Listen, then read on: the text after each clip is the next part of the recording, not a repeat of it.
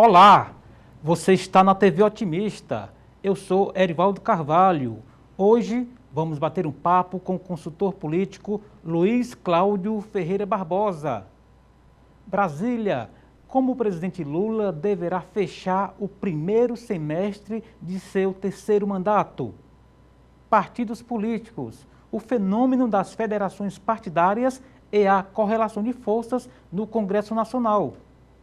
Governo do Estado, com que força o PT de Eumano de Freitas chegará à disputa de 2024?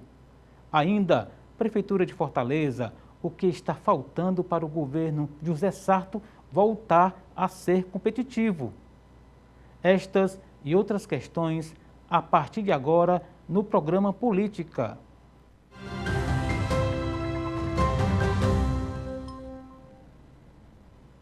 Luiz Cláudio Ferreira Barbosa é cientista social pelo Centro de Humanidades da Universidade Estadual do Ceará, a UES, onde também fez especialização em ciência política. O convidado foi assessor na Câmara dos Deputados em Brasília, na Assembleia Legislativa e na Câmara Municipal de Fortaleza. Luiz Cláudio atua como consultor político e é editor de um blog com o nome dele, especializado, claro, em análises políticas. E é com Luiz Cláudio Ferreira Barbosa que converso no programa de hoje. Meu amigo professor Luiz Cláudio, mais uma vez, muito obrigado pelo convite aceito. É sempre uma honra tê-lo aqui conosco, tentando aí a gente entender, né? Nos fazendo entender um pouco do cenário político nacional, local, até mesmo internacional. E eu começaria, inclusive, por esse ponto. O presidente Lula recebeu líderes, né, de toda a América Latina, muitos representantes. O que isso diz do atual governo do PT? Antes de tudo, eu quero lhe agradecer por esse convite. E é interessante, quando eu digo para minha esposa, Marilac Lima, que é a sua comadre, eu vou dar uma entrevista amanhã na televisão. Ela disse que horas na TV Otimista. Ela já automaticamente já interliga que a entrevista é aqui. Que bacana. Que é muito interessante. Em 2019, eu tinha um programa de televisão. Era feito na TV Fortaleza e também repassava na TV Assembleia.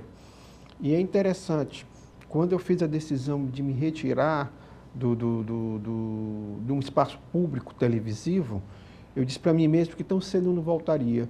E fiquei muito feliz que quando você assumiu essa função aqui de debatedor, de entrevistador, e você me convidou a primeira vez, para mim foi um novo renascer, porque a maneira como você faz as perguntas, como a gente flui no debate, fez com que eu me recantasse de novo para voltar a dar entrevista de televisão. Muito bacana e assim, e ficaria de fora um talento expressivo, você que é uma pessoa estradada, né, como se fala, o homem dos livros, da boa reflexão e que o que você fala, o que você escreve chega longe, portanto, o Ceará não poderia até corajoso, contar. Né? E até corajoso. É uma área essencialmente para os corajosos, né? Porque o que aconteceu? O telespectador deve estar dizendo, por que ele está dizendo que é corajoso? Em 2008, naquela crise mundial dos bancos americanos, a bolha imobiliária, tudo aquilo, poucos foram os economistas e os cientistas políticos e os analistas políticos que tiveram coragem de prever o que ia acontecer. A grande maioria dizia que aquilo não aconteceria, tanto que a rainha-mãe, não a Elizabeth, que morreu há pouco tempo, mas a rainha-mãe, que ainda era viva, numa entrega de medalhas em 2009 a alguns economistas do Reino Unido, ela perguntou, vocês não preveram isso? Sobre a crise, aquela crise mundial. Então, como também em 2016, alguns analistas políticos americanos preveram o Trump. Porque o Trump não é um candidato natural do Partido Republicano.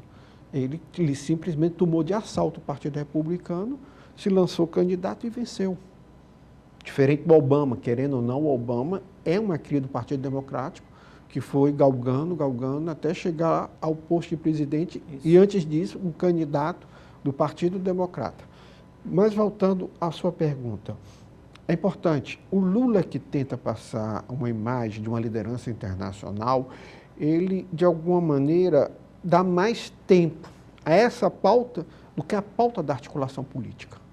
Durante essa semana, vamos receber a grande maioria dos presidentes da América Latina e da América do Sul, alguns que não puderam vir porque há problemas internos muito profundos que não poderiam se deslocar para o Brasil, mas, no geral, o Lula tenta se equilibrar como uma espécie de uma liderança de ponta de lança. Tanto que o Lula tenta ser um cara protagonista dentro do BRICS. Isso. O Vladimir Putin, dificuldades. O líder da Índia, muito reservado, muito voltado para dentro do país. O presidente da África do Sul também não consegue se Os tempos não estão fáceis para ninguém, né? Não estão fáceis para ninguém. Eu acho que você agora usou um termo correto. Agora, o problema é que quando o Lula faz esses eventos, que deveriam, na minha avaliação, melhorar muito mais a imagem do Brasil a nível internacional, ele comete alguns erros. Eu acho que essa semana, a maneira como ele tratou o Maduro, de alguma maneira ofende uma parte da opinião pública, Exatamente. na qual estou incluído. Exatamente. E quando ele fala que perceber Venezuela como uma ditadura ou não, como um presidente autocrata ou não, é uma questão de narrativa, acaba acendendo uma luz amarela no debate que está no Congresso sobre a regulamentação das Big Techs, porque se o discurso for esse, ele vai poder, conforme diz a oposição, estabelecer o que é verdade para o governo e o que não for aquilo ali vai passar a ser considerado fake news. Quer dizer, que existe esse risco aí dentro do próprio Congresso, onde se discute a regulamentação das Big Techs. O senhor você vê relação entre uma coisa e outra? Interessante. Onde foi que ele usou essa discussão? No Twitter. Isso. Não foi nos órgãos ou nas redes sociais, ou na TV ou na rádio, do núcleo veículos convencionais, né? Do governo federal, não. Ele usou isso no Twitter. Isso. O mesmo instrumento que ele quer regularizar, o mesmo instrumento que ele usa para se comunicar. Está entendendo? O Orlando Silva, que na minha avaliação é um deputado com histórico de serviço prestado à nação enorme, sabe? É uma pessoa equilibrada. Dizer que o Orlando Silva é um cara da esquerda, não, é um cara moderado. Mas eu acho que é muito mais uma temática para agradar alguns setores da esquerda. Entendi. Sabe? Porque, na realidade, hoje, as redes sociais, esses grandes grupos, os grupos de extrema-direita e os grupos de direita não tão extremados, que eu chamo de direita radical, eles, de alguma maneira, dominam essas plataformas. Lógico, muita fake news. E o que acontece? Quando você reproduz algo que no senso comum algumas pessoas pensam igual, ela é compartilhada. Então, por exemplo, qual o meu medo? Quando o Lula recebe uma figura como o Maduro, algumas pessoas ficam tão chateadas que começam a compartilhar algumas postagens desses grupos extremados de direita em função também reproduzir a sua opinião em relação ao presidente Lula. E são pessoas moderadas. Entendi. Mas naquela leitura ali, elas radicalizam. Ou seja, o presidente Lula, no afã de agradar um país vizinho ou um aliado... E a bolha dele. Isso. E a bolha dele. Acaba atiçando alguns setores, indo exatamente na contramão do que seria a reconciliação do país. Exatamente. Né? Aí, do outro lado, você tem uma liderança como governador de São Paulo que abandona a bolha bolsonarista, o Tarcísio, né? Abandona a bolha bolsonarista, caminha para o centro. Quando ele caminha para o centro, ele traz uma parte desse eleitorado que teve que fazer uma aliança com os bolsonaristas radical, também retorna para o centro. Do outro lado, você vê uma outra liderança que também trabalha numa mesma sinalização. Fernando Haddad, ministro da Fazenda, que demonstra uma capacidade ímpar de articulação política, coisa que nós falamos há 15 dias atrás. Isso. E isso foi constatado no placar do arcabouço fiscal, né? Tanto que até o dia 15 do próximo mês, nós vamos assistir o quê? Nós vamos assistir em junho, 15 de junho, que eu acho que é interessante você trazer, por exemplo, um economista como o Igor Luceno para bater um papo com você sobre o que o Senado decidiu sobre o arcabouço fiscal ou um novo teto de gastos, né, como alguns jornalistas gostam de falar. Então, o Fernando Haddad também começa a trazer uma parte do eleitorado progressista, vamos assim dizer, não estou dizendo aqui lulista, mas progressista também para o centro. Então, essas duas lideranças, de alguma maneira, estão reorganizando o centro. Quando eu acho que o Lula não está mais indo para o centro, o Lula cada vez mais indo para a sua bolha midiática, daquelas pessoas que mais desejam um Lula mais antibolsonarista do que um presidente de todos. Por exemplo, essa questão da Ucrânia, eu acho que o Lula está pecando. Entendi. Está pecando porque o próprio discurso dele já se perdeu. Não tem mais uma certa lógica. Uma hora ele em alguns momentos. Ele não está mais, não tem como mais se conectar. Ele não consegue mais fazer uma proposta que seja permeável a grande parte da opinião pública. Aquele Lula das multidões, como se fala, assim. Sem dúvida. É o Lula das multidões, que na minha avaliação tem que deixar um pouco essa tentativa de se tornar uma grande liderança internacional e se voltar mais para temáticas dentro do Congresso. Porque é o seguinte, independente do presidente Lula, o Arthur Lira e o Rodrigo Pacheco é o presidente do Senado e o Arthur Lira é o presidente da Câmara, tá certo? Vão fazer a reforma tributária. Aí que está o X da questão. Já é uma pressão da sociedade. O Josias de Souza, o seu companheiro de profissão, usa uma denominação que eu acho muito interessante. Ele não chama mais Centrão, ele chama Agrocentrão. Isso. O agronegócio, na minha avaliação, hoje é a verdadeira liderança do Centrão. E o que está acontecendo? Eles estão pautando. Ou seja, é aquele vácuo que historicamente é ocupado quando o governo ou não tem peso político suficiente ou olha para outros pontos que não deveria olhar. Por exemplo, quando a gente falou aqui no início que o Lula está com um olhar mais externo do que interno, outros atores ocupam esse espaço. É mais ou menos isso? Não, você diz tudo. Só que há um detalhe. O Fernando Haddad, independente do que pensa o núcleo do Partido dos Trabalhadores, ou o núcleo do governo mais próximo ao Lula, ele está pautando junto com o Congresso essas medidas. O teto fiscal, agora que vai ser finalizado, e eles querem, antes do final do primeiro semestre agora, também já dar entrada na reforma tributária. Agora, Luiz Cláudio, isso poderia ser proposital do ponto de vista de o Lula deixar o Fernando Haddad construir seu protagonismo? Não. Para 2026? Não. Acho que o Lula nunca imaginou. Lula nunca imaginou essa desenvoltura da figura do Fernando Haddad. Mas eu vou abrir aqui um parênteses. Quando o Fernando Haddad foi prefeito de São Paulo, ele recuperou a questão financeira do município, regulamentou muitos órgãos lá em termos de enxugamento da máquina, não deixou que determinados setores do PT dominassem a máquina administrativa, como foi no caso da Luiz Erundina e da Marta Suplicy. Quer dizer, aquela derrota dele em 2016, cara, telespectador, ali foi uma onda antipetista, anti-Dilma Rousseff, que desagou nele. Que começou, que está fazendo 10 anos agora, né? 2003, exatamente. 2023. Aliás, 2013, 2023, melhor dizendo, justamente com a história do preço da passagem, que foi lá a gestão dele, Haddad. Não é só 20 centavos. Não é só 20 centavos. Aí até meio que se aproximou ali do Geraldo Alckmin, mas ali Inês era morto, né? Era, porque... Ele basicamente começou a perder a reeleição ali, né? E havia um processo ali gritante, aquelas obras inacabadas da Copa de 2014. Aquilo ali foi uma coisa, padrão FIFA, que dali causou um mal-estar na sociedade. Por isso que eu acho que, de alguma maneira, sim, o Lula não esperava que a pauta econômica se tornasse, na realidade, uma nova frente ampla. Entendi. Isso que o Fernando Haddad está criando uma frente ampla que está funcionando. O senador Rodrigo Pacheco, ele tem como domicílio eleitoral Minas Gerais.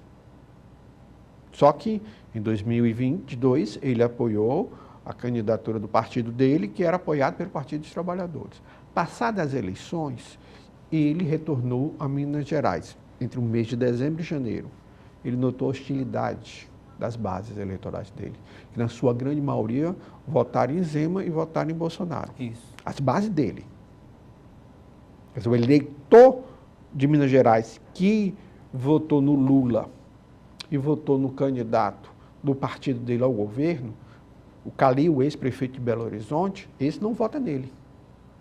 Então ele está tendo que refazer toda a base dele. Então ele já está começando a ter um posicionamento mais próximo vou dizer aqui de novo, do agrocentrão, do que literalmente ser um representante do governo Lula no Senado. E aí, é uma mudança, é uma mudança. E vai ser o pêndulo da aprovação do governo ou não que vai definir por onde esses personagens deverão caminhar até 2026, né? Eu não sei se você está notando, mas a gente esperava um conflito entre o Senado e a Câmara, mas eu acho que, de alguma maneira, não, como a coisa pacificou na Câmara, a coisa lá no Senado nunca foi tão radicalizado.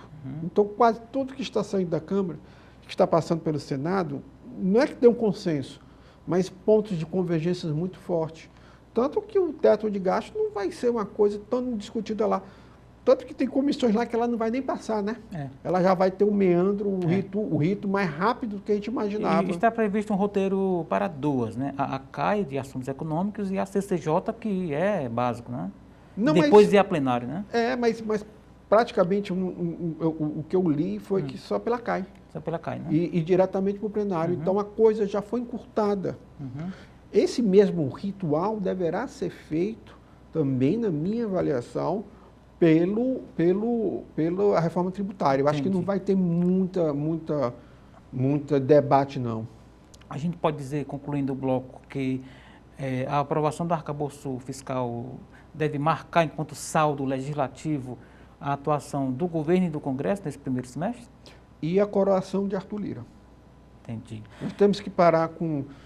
Existe um discurso equivocado do Partido dos Trabalhadores, principalmente, de dizer que o Centrão atrapalha, faz manobras para esvaziar o governo progressista. Não. A discussão da história do MP sobre a questão dos ministérios, da reforma dos ministérios, da criação dos ministérios, foi tudo debatido tanto com o Ministério das Relações Institucionais como da Casa Civil. Perfeito. Não foi nada feito ao escuro, sem o governo federal participar, não. Então, tem coisas que a gente precisa compreender. Para finalizar, é o seguinte, eu acho que nós saímos do presidencialismo de coalizão, na qual o Executivo conseguia controlar o Legislativo. Estamos num processo de um semipresidencialismo, onde as duas casas têm que interagir, mas já caminhando para um semiparlamentarismo. O que é o semiparlamentarismo? O Congresso ditando as regras e ditando... Pautando a agenda. Talvez na reforma tributária isso vinha mais fortemente. Perfeito, professor Luiz Cláudio. Vamos fazer um rapidíssimo intervalo. Daqui a pouco estaremos de volta para o segundo bloco do programa Política de hoje. Não sai daí, a gente volta já.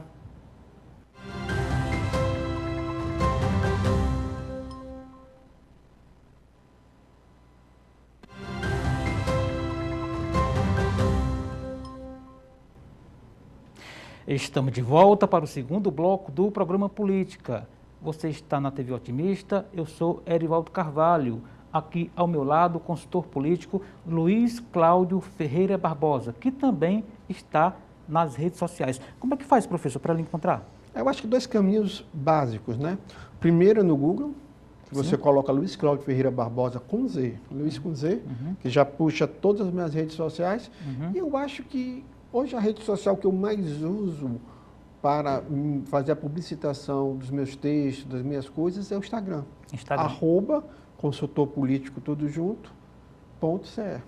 Muito bem. A propósito de redes sociais, a gente tem um embate ideológico, há quem diga que, para além disso, em Brasília, a partir de Brasília, em relação às CPIs, né? Nós temos uma CPMI dos atos ditos golpistas do 8 de janeiro e temos uma CPI do MST, que, a meu ver, eu queria a sua análise, o governo Lula deu uma cochilada geral para deixar a oposição assumir, né, o MST, né? Vamos só a CPI. Explicar aos telespectadores.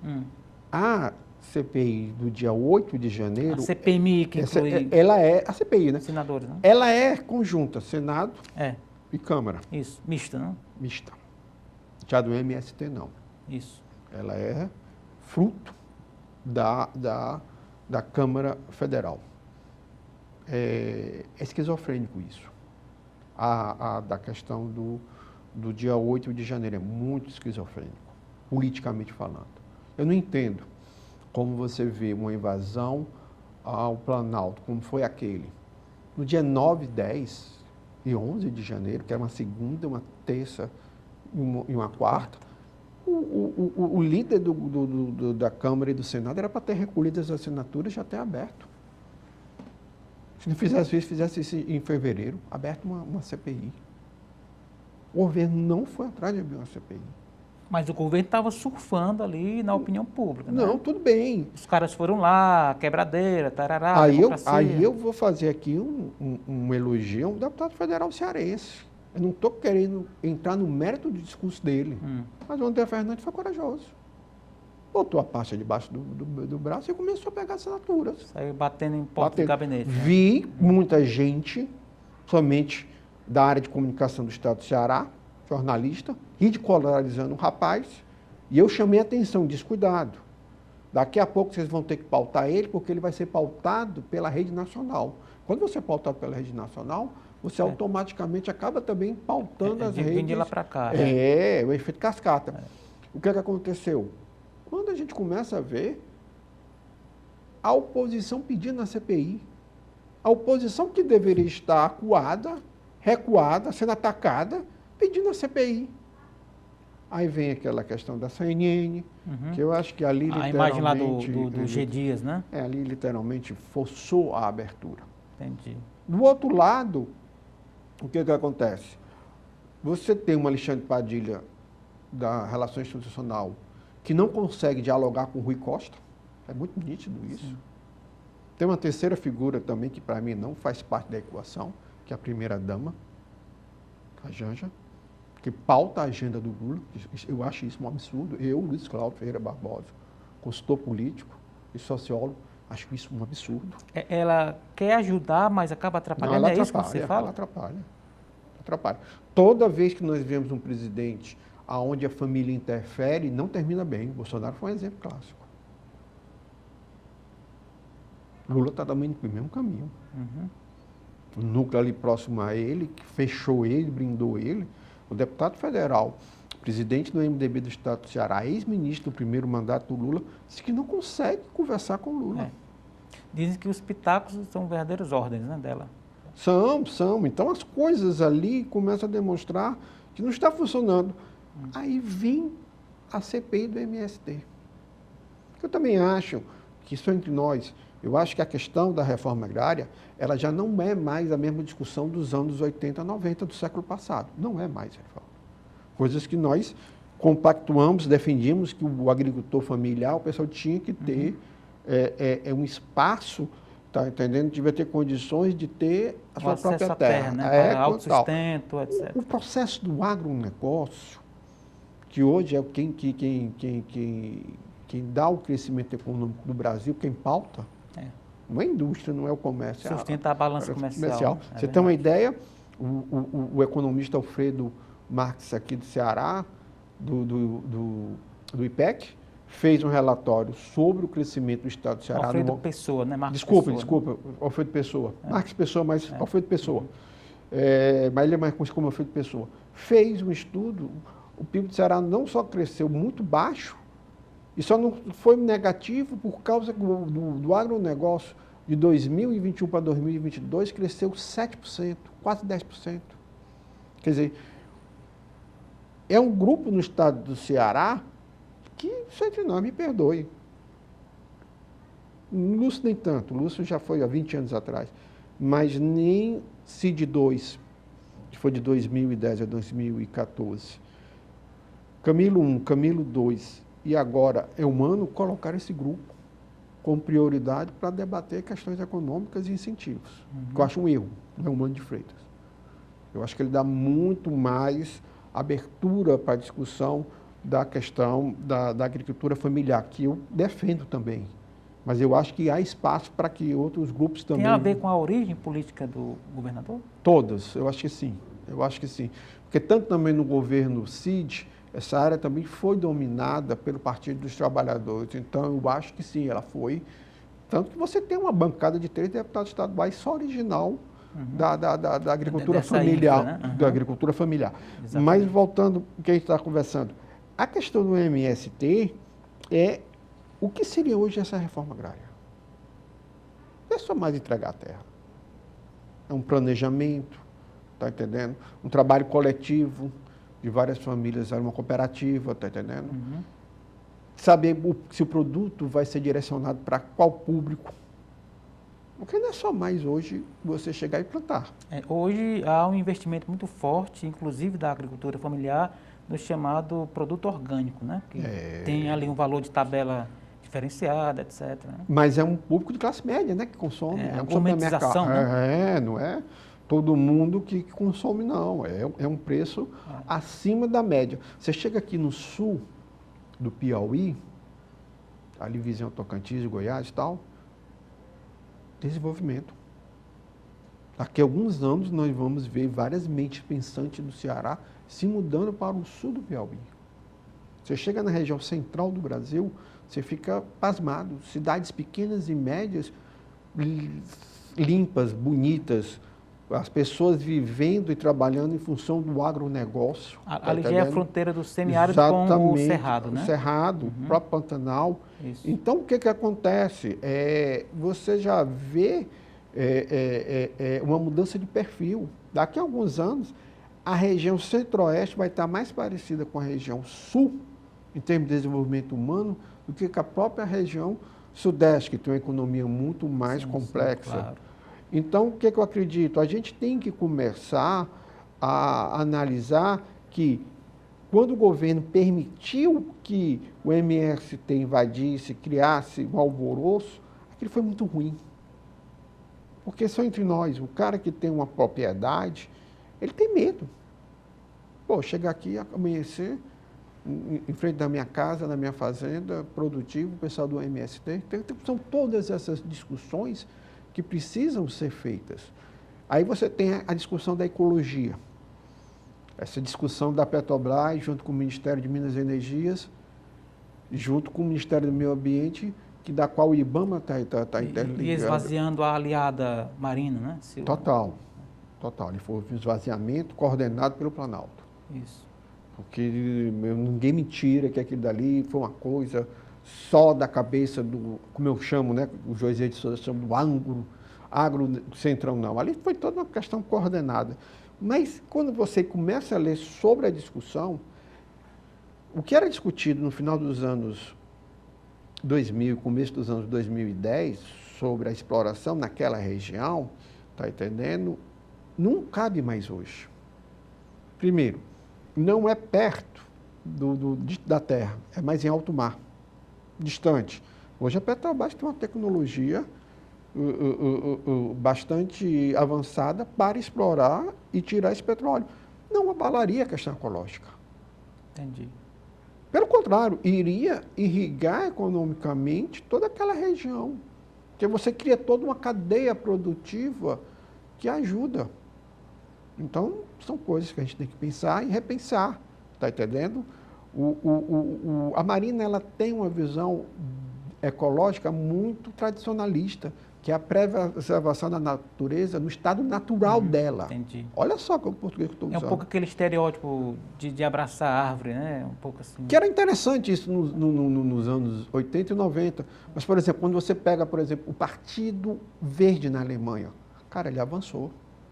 Hoje há ecologistas na Alemanha e na França que já repensam a questão da produção energética via usina nuclear. O que é a questão de Fukuyama, só entre nós, é uma questão ímpar. Um terremoto de uma magnitude estrondosa causou aquele mal-estar. Mas, no geral, é uma coisa que nós temos que repensar. É verdade. Você falou aí vários pontos, Luiz Cláudio, da agenda macroeconômica nacional, que inclusive faz links com a agenda global. Nós temos um Ceará abaixo da média em relação a riquezas, etc., e representantes daqui lá em Brasília. A nossa bancada, os digníssimos deputados e senadores, eles acompanham esse debate? Eles estão ali Estão. atentos? Estão. Por onde você destacaria alguns? Eu vou destacar uma aqui, detalhes na minha avaliação. O Eduardo Bismarck, para mim, tem se saído acima da média. Aliás, é o coordenador, né? O coordenador. Vai tirar a licença agora, né? Uhum. A enfermeira Ana Paula vai assumir. Isso. Mas ele hoje é um dos vice-líderes do governo. Ele é um cara que está literalmente conseguindo, na minha avaliação, se tornar uma liderança que consegue ali espaço. Dos 22 federais, Não, ele estaria entre os 10, entre os 5? Eduardo Bismarck, outro. Que Guimarães, claro, é o líder, né? O Guimarães, mas o Guimarães tem uma coisa muito interessante. O Guimarães tem uma intimidade com o Lula que nenhum outro político cearense tem. Só o José Pimentel antigamente tinha. O Zé Guimarães, ele chega, abre a porta do gabinete do Lula e entra. Quer dizer, é um diferencial. Isso é um diferencial, tá entendendo? Aí você tem, já falamos de dois, você tem uma figura como o nosso querido Danilo Forte. Poxa, o Danilo Forte vai ser o relator do LDO. Não é pouca coisa, não. Não é pouca coisa, não. Danilo é ligado a Arthur Lira. Você tem também ligado a Arthur Lira a bancada do União Brasil, Estado do Ceará. Uhum. Moses Rodrigues é ligado ao Arthur Lira. Danilo, tá certo? A Daiane, esposa do capitão Wagner, na minha avaliação, ainda está um pouco perdida. Uhum. Um pouco perdida. Ela tenta criar uma agenda pós-bolsonarista, não bolsonarista, mas pós-bolsonarista. Então, ela está um pouco perdida. A Fernanda Pessoa, na minha avaliação, em função de ela já ter uma herança política muito forte, sim, do Roberto Pessoa, ela também está indo no caminho muito próximo do Moses Rodrigues e do Danilo, entendi, perto ali do Arthur Lira. A bancada do PL está perdida. Agora, a bancada do Partido Liberal já está perdida. Agora, para aproveitar o gancho, provocação, você citou aí praticamente todos do União Brasil e do PT só citou o Guimarães. Você deixou aí de fora o José Ayrton e a Luiziane Lins. José Ayrton está fora do Partido dos Trabalhadores. Né? José Ayrton está fora do Partido dos Trabalhadores. Total. Ele está fora. Está fora. Não tenho medo de fazer essa afirmação. Ele está fora. Está fora. Você tem uma ideia... Ele está provocando ou são as circunstâncias? Não, ele está fora. Ele foi excluído. Foi excluído. Nomeação aqui no Ceará. José Ayrton não é nem recebido pelo governador e nem recebido pelo Planalto. Não nomeou ninguém no Ceará? Não nomeou ninguém. E para piorar a situação dele, é muito nítido o afastamento dele. Os ministros... a semana passada nós tivemos aquele feirão, né, que eu gosto de dizer, sim, que vários ministros do governo federal estiveram presentes no estado do Ceará. Alguns foram na saída do Partido dos Trabalhadores. Ele não estava. Ele estava numa agenda no interior. Então, para mim, aquilo dali já é uma sinalização de que ele está fora. A Luiziane está tentando pontuar alguns cargos no governo federal. Aí que chega um problema da Luiziane muito sério. Qual? Quando o Elmano faz as indicações no governo estadual, do grupo da qual ela pertence, é do Elmano. As indicações não é da Luiziane. Não é da Luiziane. Pessoal dele. É do Elmano. Uhum. O próprio Catanho é do Elmano. Então, o que acontece? A Luiziane se tornou uma figura secundária no que outrora era chamada democracia socialista, que é a corrente dela. Então ela não tem um poder real? Não tem um poder real. Isso aí eu afirmo. Ela não tem um poder real. Então ela poderia tentar mostrar força a nível federal. Não conseguiu. Para deixar como gancho para o nosso terceiro e último bloco, professor Luiz Cláudio, essa performance aí da Luiziane vai impactar no processo de escolha do candidato ou da candidata a prefeita aqui na capital? Mas aí nós temos que ver um pequeno detalhe. O fenômeno do lulismo que ganhou... só o spoiler, a gente retoma... Não, o fenômeno do lulismo que elegeu o Elmano... Spoiler, melhor dizendo. Não é o mesmo de 2024. Já entra outros critérios, outras escolhas pessoal do eleitor, tá entendendo? Uhum. Que aí nós vamos também falar aquela pauta que você colocou, o porquê que o prefeito José Sarto não consegue dar um salto de popularidade. Perfeito. Daqui a pouquinho, depois do intervalo, portanto, mais conversa, mais bate-papo político e analítico aqui com o convidado de hoje, o consultor político Luiz Cláudio Ferreira Barbosa. Não saia daí, a gente volta já.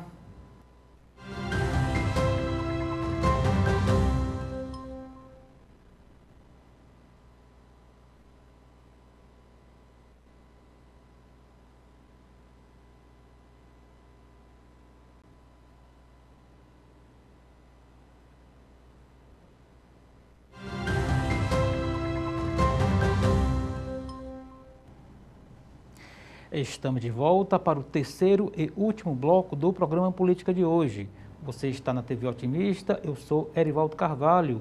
Aqui ao meu lado, o consultor político Luiz Cláudio Ferreira Barbosa, que é analista, é blogueiro, está nas redes sociais. Para quem não anotou, Luiz Cláudio, como é que faz aí para lhe criticar nas redes? Com certeza.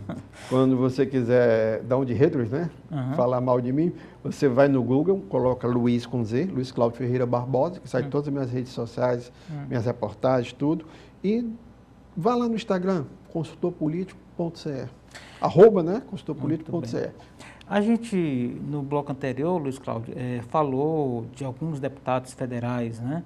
Do Ceará em Brasília, destacamos alguns, para não criar aqui uma ciumeira com os demais, que outros nomes você destacaria nesse ambiente aí de retomada de legislatura? O AJ Albuquerque, na minha avaliação, está tentando se realinhar. Do progressistas, né? Do progressista, ele está tentando se realinhar, ele está procurando saber para onde vai caminhar, com dificuldades, tá certo? Manteve algumas indicações no DENOX. Não sei se nos outros órgãos federal que ele já tinha uma indicação, ele vai permanecer, mas é uma figura que, na minha avaliação, está tentando se realocar. O Eunício de Oliveira é maior do que o cargo de deputado federal.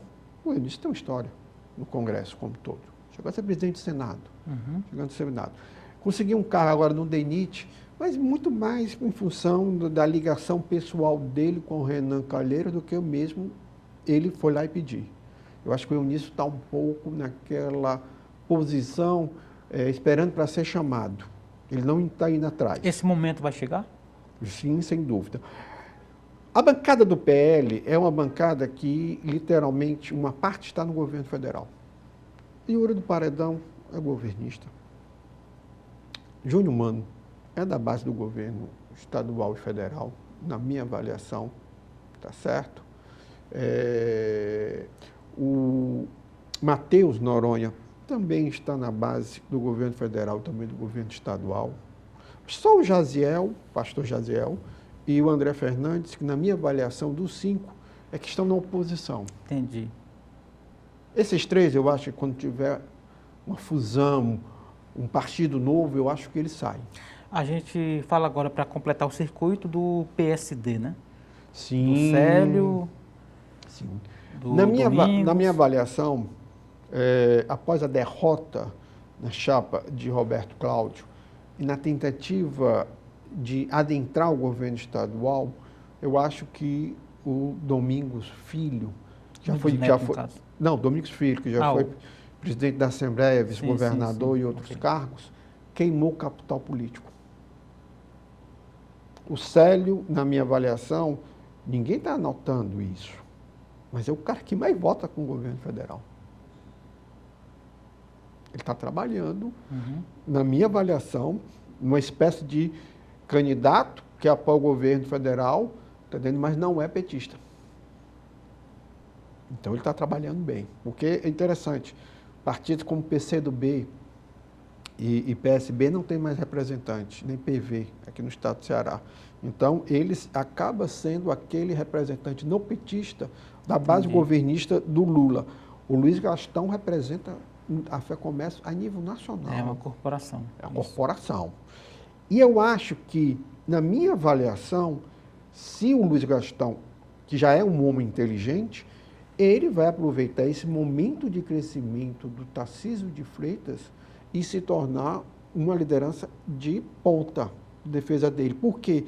Porque o republicano do estado do Ceará, mesmo com a chegada do Chiquinho Feitosa, é muito ligado ao Camilo e ao Lula. Não vai fazer esse trabalho.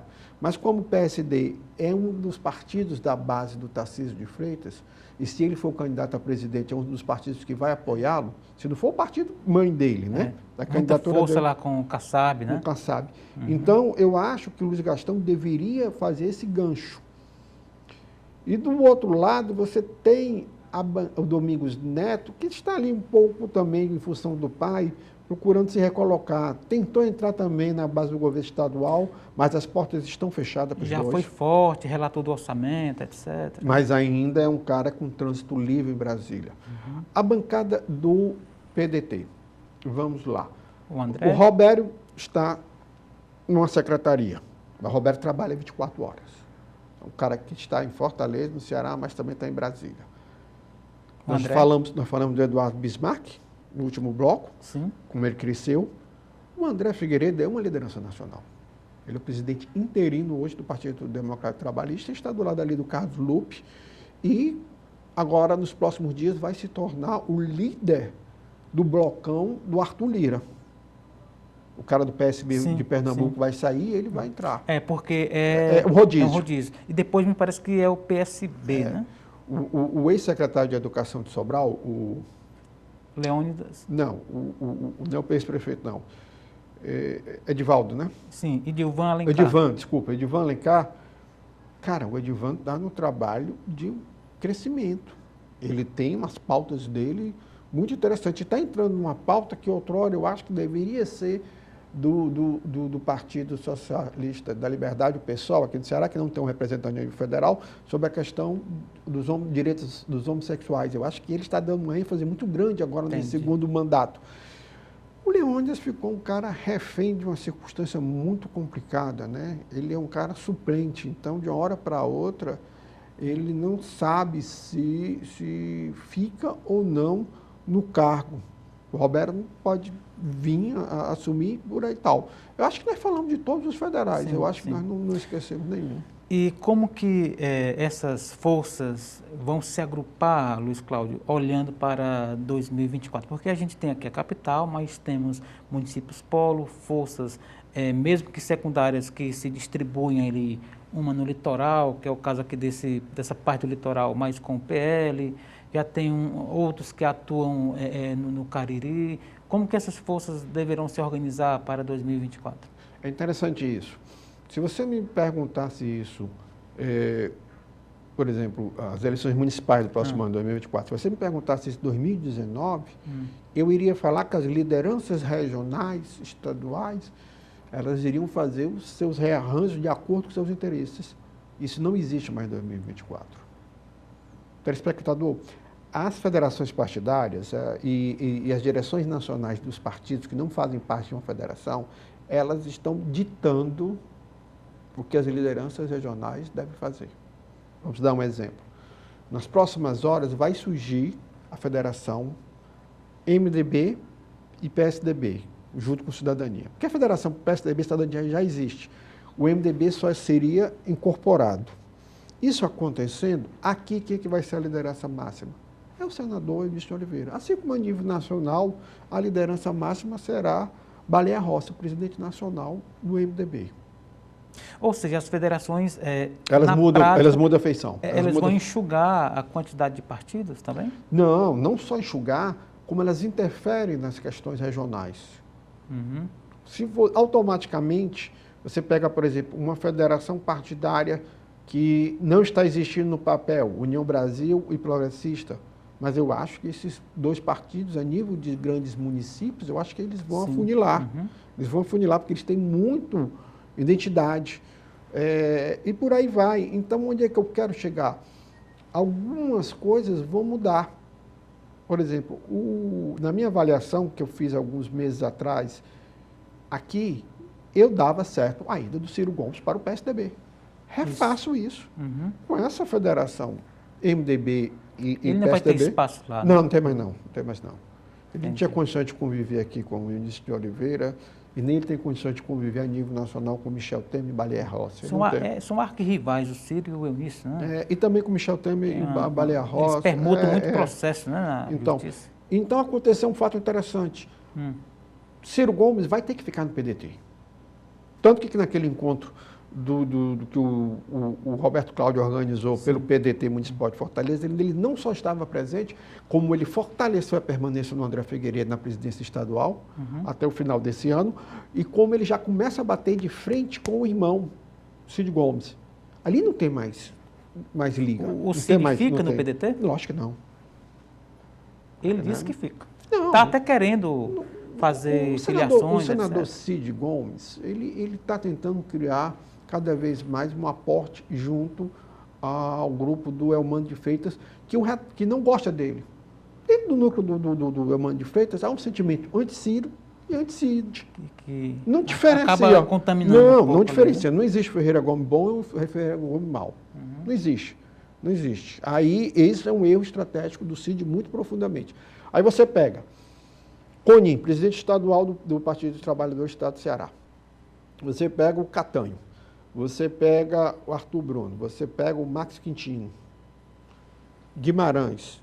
Cara, eles estão fazendo um rodão pelo Estado e pegando tudo que é de prefeito. Isso. Eles não estão esperando o Chiquinho Feitosa lá junto com o Camilo vir e fisgar, não. Eles também estão esperando o senador Cid Gomes, junto com o prefeito de Aracati, Bismarck Maia, pelo Podemos, vir pegar, não.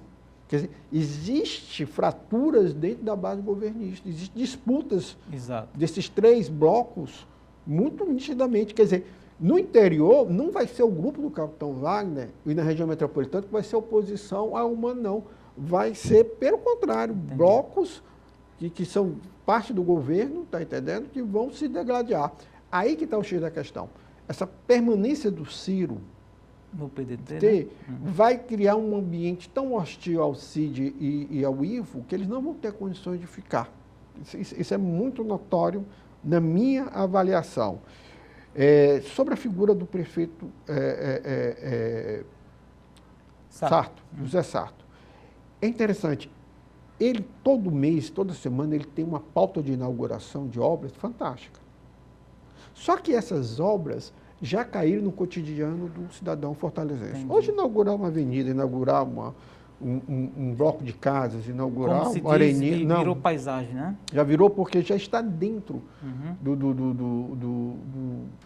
o cidadão já adotou aquilo como algo que já o beneficiou e já não causa mais tanto espanto ou gratidão. Aquela história do bocado comido, bocado esquecido, né? As pautas hoje dentro dos lares são variáveis. A primeira, indiscutivelmente, segurança pública. Isso. Que não vai dar tempo de a gente discutir sobre a questão do governo estadual, porque eu acho que o Humano precisa parar de participar de eventos festivos, de inauguração de obras e dar mais atenção à área de segurança pública. Porque o Sarto ele não pode praticamente interferir muito nessa área. Isso. A questão do desemprego. Você mesmo com a faculdade, você mesmo com vários cursos, você está no emprego precarizado. Terceiro, a questão de uma parte da população está ali numa situação de risco alimentar. O que é risco alimentar? Essa semana eu tenho o que comer, na próxima semana eu não sei se eu tenho o que comer. A insegurança, então, né? A insegurança. Eu uso mais o risco porque, na realidade, já tem uma outra camada que está mesmo na insegurança. Entendi. E tem outra que não tem o que comer mesmo. Luiz Cláudio, a gente tem 1 minuto e meio para concluir o programa e eu queria finalizar com uma questão que poderá estar muito presente nas eleições de 2024, que é a seguinte: na época do tacismo, o PSDB liderou o número de prefeitos. No auge dos Ferreira Gomes, era ou ainda é o PDT. A gente olhando para o ano que vem, é possível que até lá, ou depois desse processo eleitoral, o PT venha a liderar a quantidade de prefeitos aqui no Ceará? Sem dúvida. A pergunta que muito rapidamente, o PT, na realidade o PT não, a federação do que o PT faz parte, que é PT, PCdoB e PV, vão com certeza crescer. Do outro lado, você tem um partido que a nível de Nordeste também vai tentar acompanhar esse crescimento, que é o PSB. Aqui no Ceará, liderado muito forte em Pernambuco, né? Pelo presidente das DOCAS, Denis Bezerra. Então, mas é um partido que vai trabalhar muito nisso. Aí você tem, do outro lado aqui, um partido como o PDT que vai ser retalhado. Entendi. E PSD. Que Entendi. eu acredito, por exemplo, que progressista, MDB, republicano, vão para cima de partidos como nós colocamos PDT, PSD, PSDB e Entendi. Cidadania. Eles vão para cima. Perfeito. Professor Luiz Cláudio, é sempre uma honra tê-lo aqui. Eu que lhe agradeço, Rodrigo. Vamos para frente, espero lhe ver outras vezes. Os nossos agradecimentos.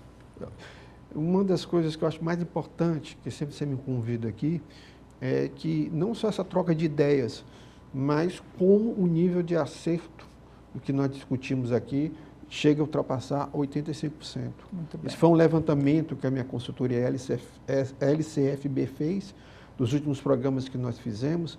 É impressionante e isso é muito interessante. Legal. Os nossos erros não são por questão de tentativa de análise, não.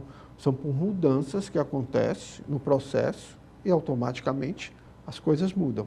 Perfeitamente. Méritos para você que está aí com a sua experiência e a sua estrada aí mostrando a que veio. Muito obrigado mais uma vez. E assim chegamos ao final da edição de hoje do programa Política. A todos nosso muito obrigado pela companhia. Até o nosso próximo encontro. Forte abraço.